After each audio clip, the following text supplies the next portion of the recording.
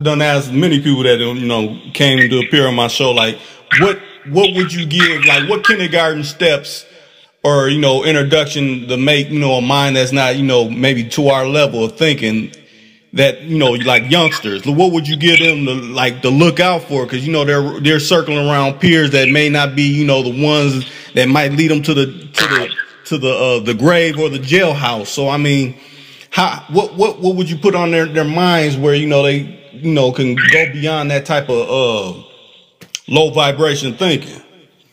Okay, that's an excellent question. And prior to me actually working with veterans and being a veteran myself, I was working the juvenile probation. So I had opportunities to sit down with youth. Youth nowadays, they want someone who they can actually look up to and respect outside of the norm. And what I mean by the norm,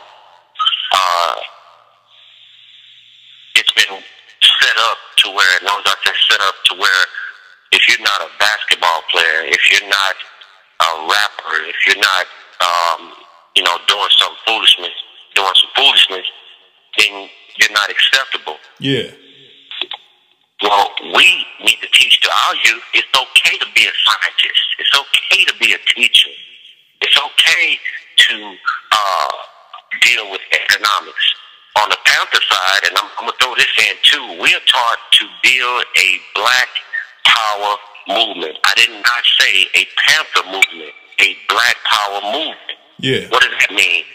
To collectively build a united front with your own first. Yeah. Notice I said first. Once you start loving yourself and your kind first, then maybe we can sit down with the other side and sit down and in peace. But right now, it doesn't look like that. Yeah.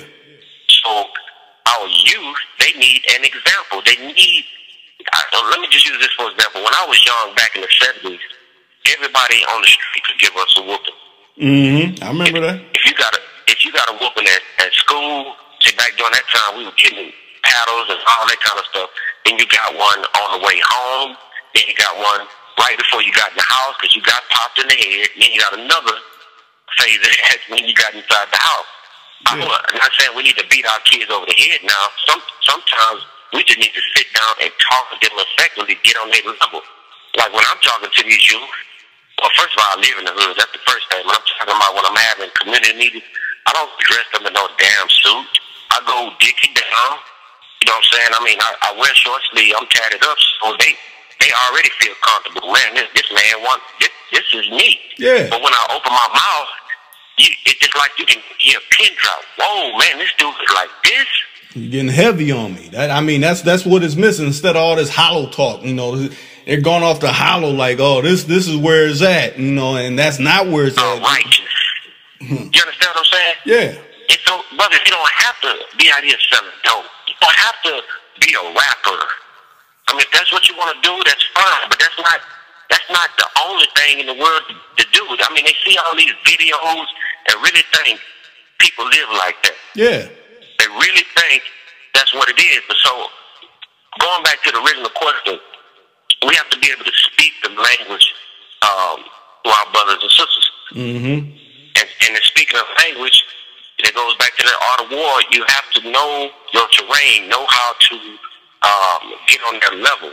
Yeah. I try to meet brothers and sisters, the youth, where they at. Even in my music, I know they like music. So what I'm doing now, I go find a familiar beat that everybody like, but I end up teaching on the beat, on beat. You get what I'm saying? Mm-hmm. I know what you're saying. That is a form of communication. I know they listen to that. That don't mean I need to go in there and start rapping like the other dude doing. Yeah. I'm gonna rap my way and still lure you in.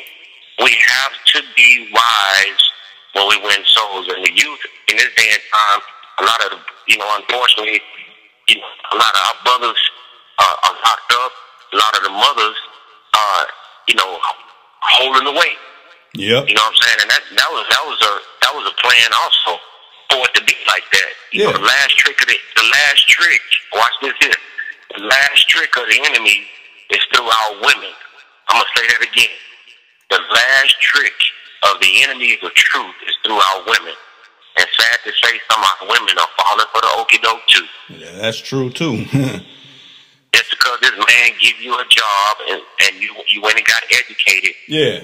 You're making a little bit more money than your husband. Now you got the nerve to try to look down on him. Yeah.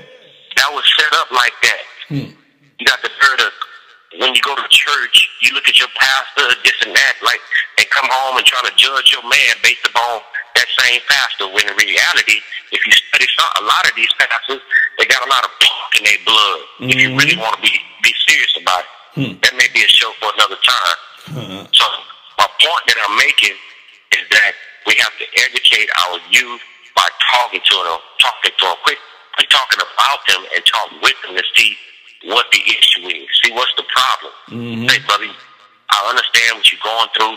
This is what I did when I was young. So you have to cite examples. Yeah. Examples. Don't just say, hey man, exactly. Don't just say, come out the streets and you don't have anything to replace the streets, because they see that as just, okay, I'm getting a quick dollar. And I understand that. I was in the game too. I was in the gang and the game, if you know what I mean. Yeah. So when they see that, okay, now I'm talking to somebody, man, that really, see this thing from both sides. Yeah. Yes, sir, brother. I understand what you're going through, but also thrive on self-determination.